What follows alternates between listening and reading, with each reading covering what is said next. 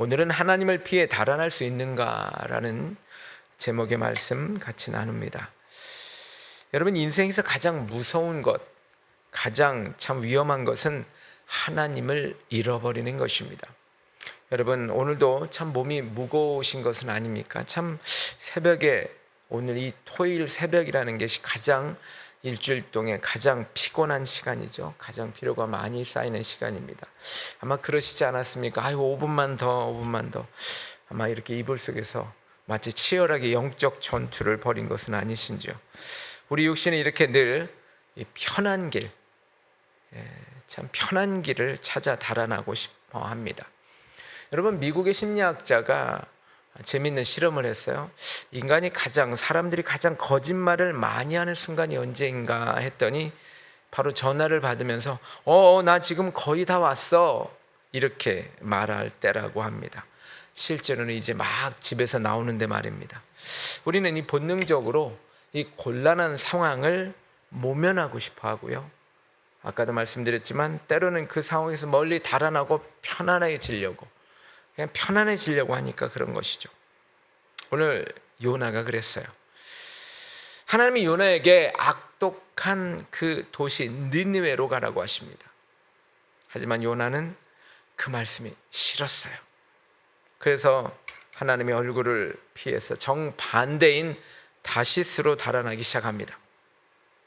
자, 오늘 말씀을 통해서 과연 우리가 하나님을 피해 달아날 수 있는지, 그리고 그 달아난 그 자리에 하나님은 어떻게 일하시는지 한번 나누고자 합니다. 자, 하나님의 낯을 피해 도망하기 시작한 요나, 가장 먼저 찾아온 현실은 무엇이었을까요? 자, 첫 번째, 하나님의 낯을 피하려는 어리석은 시도입니다.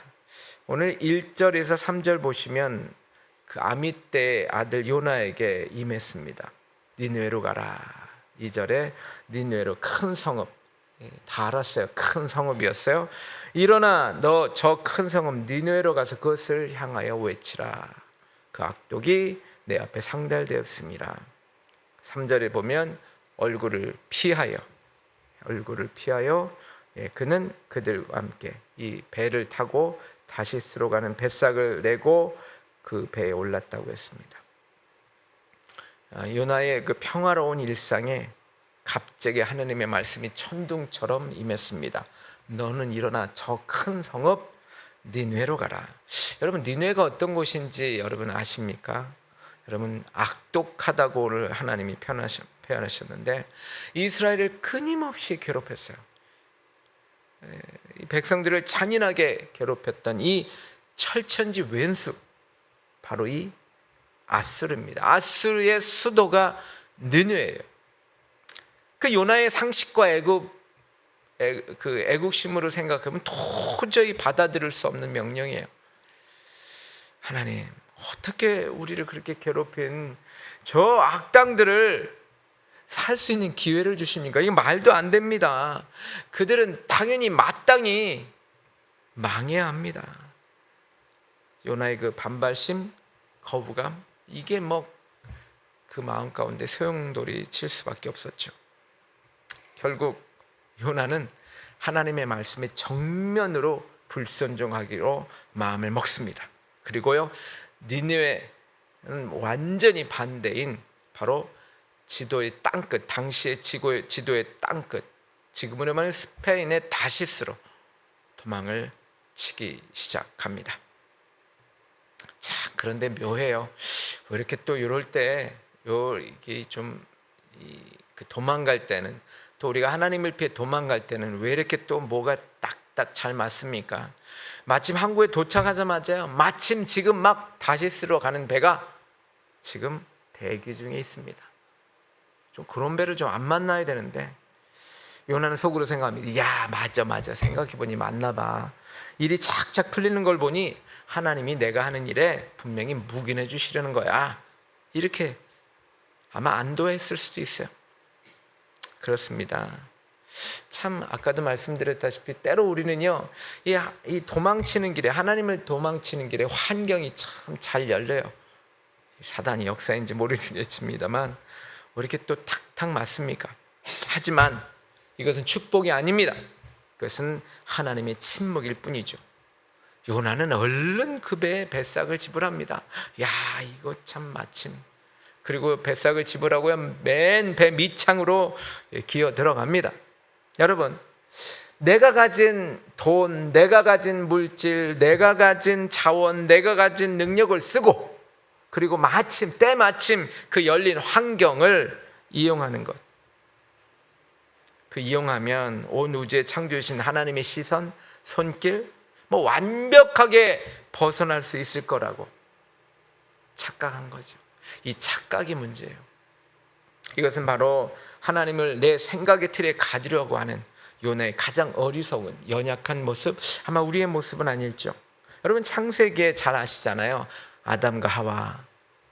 여러분, 하나님의 말씀을 그냥 불순종해서 선악과를 그냥 딱 먹었죠. 두려움에 잡히게 되죠. 그들이 선택한 방법 뭐예요?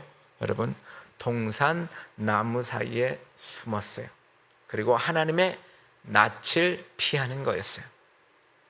자, 온 우주를 지으신 하나님이 고작 그 나무 몇 그루 뒤에 숨는다고 피할 수 있어요? 이게 착각이에요. 요나의 착각과 뭐가 다르겠습니까?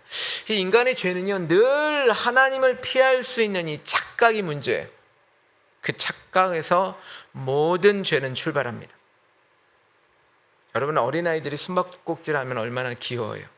이불 속에 들어가서 뭐라고 그래요? 자기가 콕 이불 속에 들어가서 안 보이면 엄마가 나를 못 볼 거라고 착각합니다. 엄마 나 찾아봐라, 엄마 나 찾아봐라. 자기 눈에 엄마가 안 보이니까 엄마 눈에도 내가 안 보일 줄을 착각하는 거죠. 우리가 하나님을 피해 도망하는 모습, 이와 같아요. 내가 이 생각이라는 이불을 꽉 뒤집어 쓰고 하나님이 안 계신 것처럼 행동하지만, 여러분, 오늘도 어제도 창세 전부터 창세 이후에도 지금까지도 불꽃 같은 시선은 여전히 우리를 향하고 있다는 것입니다. 어거스틴이 이런 말을 했어요. 우리가 하나님을 피해 달아날 수 있다고 하는 데서는 아무 데도 없다. 오직 하나님께로 달아나는 길 외에는 없다. 여러분, 다윗이 고백하죠. 시편 139편 7절에 우리가 잘 아시는 말씀이요. 내가 주의 영을 떠나 어디로 가며 주의 앞에서 어디로 피하리까. 여러분, 하늘에 올라갈지라도 스올, 당시 고대 사람들은요, 스올이 저 땅속 깊은 곳이라고 생각했어요. 이건 지옥과는 좀 다른 내용이에요. 그래서 저 하늘 높이 올라가고 저 땅속 깊은 스올, 그곳에 내려갈지라도, 거기에 자리를 펼지라도, 아니 저 바다 끝에 갈지라도 여러분, 하나님은 거기 계십니다. 하나님의 시선과 손길에서 벗어날 수 있다고 하는 것, 공간은요, 여러분, 이 세상 우주 어디에도 존재하지 못합니다. 여러분, 오늘 저와 여러분 하루에 내 생각과 판단이 하나님의 말씀과 부딪힐 때가 있죠. 이요나처럼요. 여러분, 고집을 피우고 도망가려고 하지 말아야 되겠습니다. 내 생각은 이 길이 맞아, 하나님 생각 틀려 라고 하면서 내 힘으로 내가 뱃삭을 치르고 다시스로 도망가는 배에 오르지 마십시오. 하나님이 서 있으라 하면 우리는 그 자리에, 비록 마음이 좀 찜찜하고 도저히 들지 않는다 할지라도 그곳이 가장 안전한 자리이며 거기에 우리는 머무르는 은혜가 있어야 될 줄 믿습니다. 두 번째, 이 말씀을 피해 도망친 요나는요, 순탄하게 목적지에 갈 수 있었을까요? 그렇지 않겠죠. 도망친 자의 삶에 찾아오는 영적인 잠이 그에게 왔습니다. 여러분, 4절에서 6절까지 보시면 큰 바람을 바다 위에 내리시며 바다 가운데 큰 폭풍이 일어나서 이 바다가 얼마나 센지 배를 깨지게 만들고 있습니다. 그런데 5절에 보시면 이 사공이 두려워서 자기들의 신을 부르고요, 막 모든 짐을 지금 버립니다. 그런데 요나는 깊이 배 밑층에 들어가서 깊이 누워 잠이 듭니다. 선장이 들어가서 그냥 아마 뺨을 때리는지 모르겠어요. 야, 너 지금 이렇게 자는 게 말이 되냐? 내 하나님께 구하라. 너에게도 신이 있을 거 아니냐? 혹시 하나님이 우리를 생각하사 망하지 않게 하시지 않겠느냐? 이렇게 말합니다.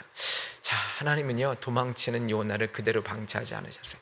큰 바람, 거대한 바람을 일으켰어요. 이 순탄하던 바다가 완전히 난리가 납니다. 집채만 파도가 그냥 막 몰아치고 배는 산산조각이 날 지경의 위기에 닥쳤습니다. 여러분, 평생 이 바다에서 뼈가 굵었던 이 배의 이 사공들 두려워서 벌벌 떱니다. 야, 이거 도대체 내가 30년 배를 타는데 이렇게 무서운 건 처음이야. 뭐 이랬을지 모르겠어요. 그래서 온갖 자신들의 신을 부릅니다. 여러분, 배를 조금이라도 가볍게 하기 위해서 그 비싼 무역 상품들을 다 지금 바다에 정신없이 버리고 있습니다. 온 배 안은 지금 어떻습니까? 비명과 통곡과 죽겠다라고 살아달라고 살게 해달라고 막 아수라장입니다. 바로 그 순간 요나는 어땠습니까? 아니, 지금 재앙의 원인을 제공했고 지금 이 사람 때문에 그랬는데 도대체 어디 가서 무엇했습니까? 놀랍게도 그는 가장 안전해 보일 것 같은, 그리고 저 하늘에 계시다고 생각하니까 가장 낮은 저 배 밑에 내려가서, 밑창에 내려가서 누워 잠을 잡니다. 깊은 잠을 잡니다. 여러분, 이것은 피곤해서 자는 잠이었을까요? 달콤한 숙면이었을까요? 여러분, 이것은 하나님의 낯을 피하다 보니까 영혼에게 찾아온 무서운 영적 무감각 사망의 잠입니다. 편안한 잠이 아니죠. 죽음의 잠이죠. 영적인 무감각의 잠입니다. 하나님의 말씀을 거역하고 도망치면서, 여러분 이 하나님의 말씀을 거역하고 도망치면요, 처음에는 양심의 가책이 있어요. 계속해서 있어요. 조금은. 그렇지만 시간이 지나면 어떻게 되는지 아세요? 이게 무감각해져요. 완전히 마비가 돼요. 그리고 내가 하는 게 옳은 것 같아요. 지금 주변이 다 지금 무너져 가고 있고요, 나 때문에 지금 이 사공들, 이웃들이 지금 고통을 당하고 있는데, 죽어간다고 비명을 지르고 있는데, 이 사명을 잃어버린 영혼은요, 영적인 깊은 잠에 취해서 아무런 고통도 책임도 아무것도 느끼지 못합니다. 심지어 하나님을 모르는 이방인 선장이 내려와서 아마 제가 볼 땐 멱살을 잡고 너 지금 뭐 하고 있냐? 자는 자여 깨어나라. 어찌미냐? 일어나서 내 하나님께 기도하라. 호통을 칩니다. 흔들고 깨워야 그때서야 비로소 일어나는 이 잠. 요나는 처참하게 영적으로 무너져 있었던 것이죠. 여러분, 예수님이 십자가를 지시기 전에 제자들에게 말합니다. 나와 함께 깨어 기도하라 부탁을 했어요. 여러분, 제자들은 어땠습니까? 다가올 영적 위기를 전혀 감지하지 못했어요. 깊은 잠에 빠져 있었습니다. 영적으로 깨어지 못하면 사망의 자리에서 졸게 되고 결국 위기가 닥쳤을 때 결국은 주님을 모른다고 부인하는 자리에 이르게 됩니다. 아마도 그때 기도를 했었으면 아마 그들은 저렇게 도망가지 않았을 것입니다. 여러분, 우리가 타는 자동차에 기름이 떨어지면 어떻게 됩니까? 기름이 떨어지거나 뭐 예를 들어서 엔진에 문제가 있으면 불이 들어와요. 옛날에 어떤 분이 저한테, 목사님, 제 차에는요 굉장히 크리스마스 불빛같이 번쩍번쩍합니다. 저는 그게 무슨 말인지 몰랐어요. 그 차가 오래돼가지고 그렇게 불들이 많이 들어왔다는 얘기들이더라고요. 빨간색 경고등도 켜지고 노란색 경고등도, 이거 위험하니까 빨리 차를 세우고 점검하라는 신호죠. 그런데 예를 들어서 아유, 나 이거 귀찮아, 그래서 검은 테이프를 거기다 만약에 붙여버리고 나는 아무렇지도 않게 타고 다닌다면 여러분 어떻게 됐을까요? 완전히 차는 망가질 것입니다. 영적인 잠에 빠진다는 것은 내 인생의 경고등을 무시한 채, 아니면 거기다가 검은 것을 칠해버리고 내 생각을 칠해버리고 감각 없이 살아가는 것과 같다라고 하는 것입니다. 바울은 지금 영적인 잠에서 깨어나라고 강력하게 선포합니다. 에베소서 5장 14절에 그러므로 이르시기를 잠자는 자여 깨어서 죽은 자들 가운데서 일어나라. 여러분, 잠자는 자가 죽은 자들 가운데 똑같다고 생각한 것 같아요. 그리스도께서 너에게 빛을 비추시라. 주님의 빛이 우리를 비추고 계시는데 어둠 속에서 잠들어 있다면 우리는 세상의 선한 영향력을 아무래도 단 1%도 끼치지 못할 것입니다.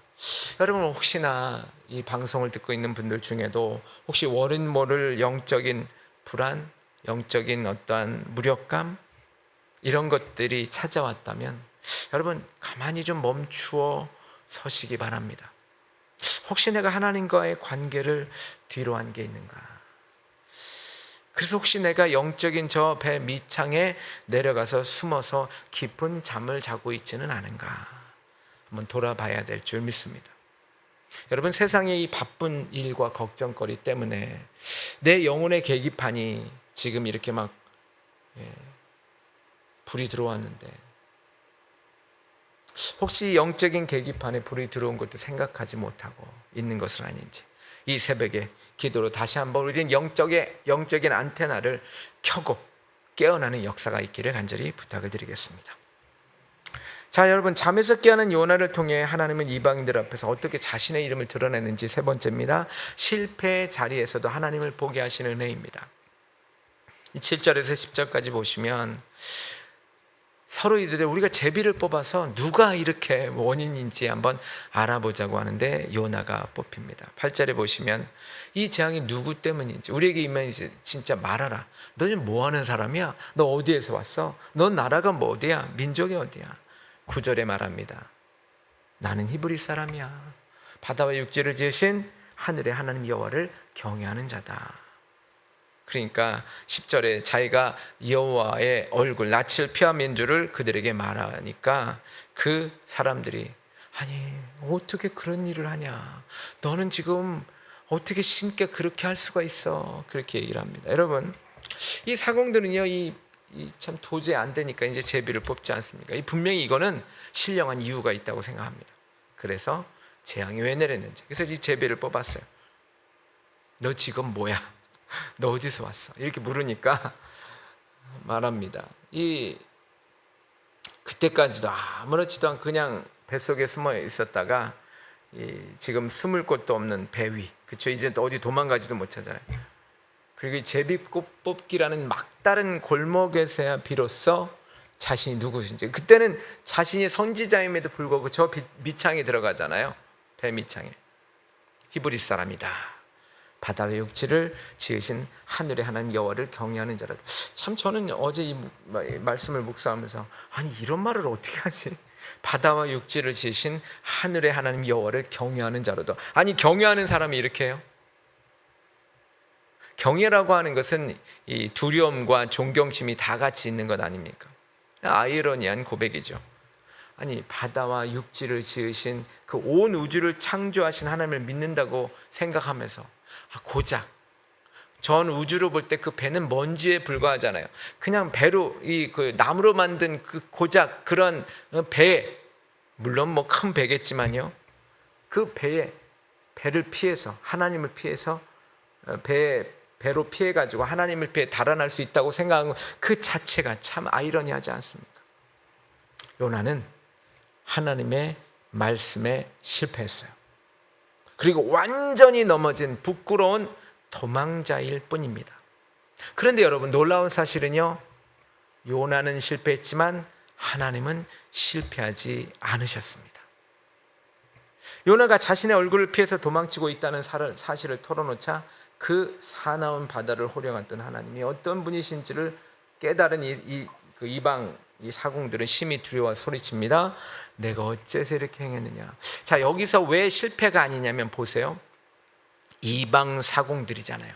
그런데 이들에게 하나님이 누구인지를 가르쳐 줄 수 있었던 것이죠. 그래서 하나님은 실패하신 분이 아닙니다. 하나님을 전혀 모르던 사람들에게 창조이시고 창조자이시고 천재 주제이신 하나님의 그 위엄과 하나님의 그 살아계심을 똑똑히 그들에게 보여줄 수 있었다라고 하는 것이죠. 요나는 실패하지만 하나님은 절대 실패하지 않으시는 것입니다. 여러분 믿음의 조상이라는 우리 아브라함 흉년이 들어서 저 애굽으로 도망을 갑니다. 여러분 가서 참 두려웠는지 그 아내라고 말하지 못하고 누이라고 거짓말을 합니다. 아주 비겁하죠. 부끄러운 도망자의 모습과 같습니다. 하지만 하나님은 아브라함의 허물 때문에 그를 버리지 않으셨어요. 오히려 애굽 왕 바로의 집에 재앙을 내리셨죠. 그리고 아브라함을 보호하셨어요. 이방 왕에게 여기서도 하나님의 살아계심을 똑똑히 보여줬어요. 하나님이 실패하지 않으십니다. 여러분 보세요. 유명한 그 도예가가 있어요. 하다 보면 뭐 참 실패할 수도 있잖아요. 진흙으로 잘 만들었어요. 근데 그만 이것이 흠집이 생겼어요. 그러면 이 유명한 도예가는 이것을 그냥 버리지 않습니다. 그것을 가지고 잘 또 다시 다듬습니다. 흠집 난 부분을 정교하게 다듬어서 아주 오히려 더 아름답고 멋진 최고의 작품을 재탄생시킵니다. 여러분, 우리의 실패와 불순종도 마찬가지예요. 우리가 넘어졌을 때 하나님의 손길은 멈추지 않습니다. 우리의 부끄러운 모습까지도 하나님의 살아계심을 드러내는 통로로 바꾸어 가신다는 거죠. 로마서 8장 28절입니다. 우리가 잘 아시는 말씀. 우리가 알거니와 하나님을 사랑하는 자 그 뜻대로 부르심을 입은 자들에게는 모든 것 협력하여 선을 이룬다. 이 모든 것은 무엇입니까? 저와 여러분의 아픔, 저와 여러분의 눈물, 저와 여러분의 부끄러운 실패까지도 포함된다는 거죠. 하나님은 우리가 넘어짐에도 불구하고 결국 선한 길로 인도하시는 역전의 하나님이시라는 것입니다. 여러분 혹시 저와 여러분 혹시 무너지고 실패하신 자리에 있으십니까? 혹시 어제 우리는 뭐 큰 실패는 아니더라도 여러분 그리스도인답지 못하고 인간적인 생각으로 살았고 그렇게 또 행동함으로써 죄책감에 시달리십니까? 여러분 낙심하지 마십시오. 하나님은 저와 여러분의 실패보다 오히려 크신 하나님이십니다. 내 부끄러운 모습 그대로 주님 앞에 나아갈 때 하나님은 그 자리에서 다시 시작할 은혜를 주신다는 것이죠. 나를 통해 일하신 하나님을 다시 바라보는 하루가 되시길 간절히 부탁을 드립니다. 여러분 결론입니다. 하나님을 피해 도망칠 수 없습니다. 오늘 그 사실을 명백히 보여주었죠. 동시에 우리가 도망친 그 자리에서 그 자리마저 찾아오셔서 은혜로 붙들어 주십니다. 오늘 하나님이 그러세요. 오늘 토요일 하루 하나님의 은혜에 반응해서 이 세 가지 생각하면서 마칩니다. 첫 번째는요, 기도의 주파수를 맞추자는 거예요. 여러분, 내 생각의 고집을 내려놓고 하나님의 뜻에 내 마음의 주파수를 맞추시자는 거예요. 하나님의 뜻에 그 하나님의 주파수에 고정하십시오. 그래서 하나님께서 바른 길을 인도해 주실 수 있도록 저와 여러분들이 기도의 주파수를 맞추시고요. 또한 영적인 잠에서 깨어나십시오. 이 삶이 피곤하고 바쁘다는 핑계로 우리가 하나님과 멀어지면 영적 무감각에 빠지기 쉽습니다. 여러분 아무리 바쁘고 힘들더라도요, 짧은 한마디의 묵상, 짧은 한 절이라도 필사하시고, 그리고 여러분 잘 아시는 찬양이라도 하시면서 어떻게든 여러분 내 영혼의 경고등을 늘 살펴야 될 줄 믿습니다. 켜지지 않도록 해야 돼요. 그래서 늘 하나님과 함께 계속해서 가야 될 줄 믿습니다. 그리고 혹시나 실패의 자리가 있다면 그 실패의 자리에서도 하나님을 바라보십시오. 내 뜻대로 풀리지 않고 낙심이 될 때 하나님은 그렇지만 나의 약함을 통해 일하시는 신실하신 하나님의 손길을 신뢰하면서 담대히 다시 한번 걸어가야 될 줄 믿습니다. 기도하죠. 사랑의 하나님, 오늘 주신 말씀대로 온 우주를 지으신 하나님의 불꽃 같은 시선과 손길을 피해 숨을 수 있는 곳은 아무 데도 없음을 고백합니다. 내 생각, 내 고집, 그것을 가지고 내 인생의 백삭을 지불하며 말씀의 반대 방향으로 달아나지 않도록 주여 오늘도 저희를 붙들어 주시옵소서. 혹시 삶에 지치고 피곤한 문제들로 인하여 영적인 깊은 잠에 빠져서 내 영혼이 무너져가고 가는 그 경고등을 무시한 채 감각 없이 살아가고 있다면 이 새벽에 주님이 주신 은혜로 기도로 깨어나게 하여 주옵소서. 나의 연약함과 부끄러운 넘어짐 속에서 여전히 일어나신 그 일을 하시는 그 손길을 갖고 계신 그 신실하신 하나님을 오늘도 이 시간에 바라봅니다. 오늘 토요일 하루 내 힘을 의지하기보다 나를 찾아오시는 하나님의 은혜를 기억하게 하여 주옵소서. 오늘도 주님이 함께 하심을 감사하고 예수님의 이름으로 기도하옵나이다. 아멘.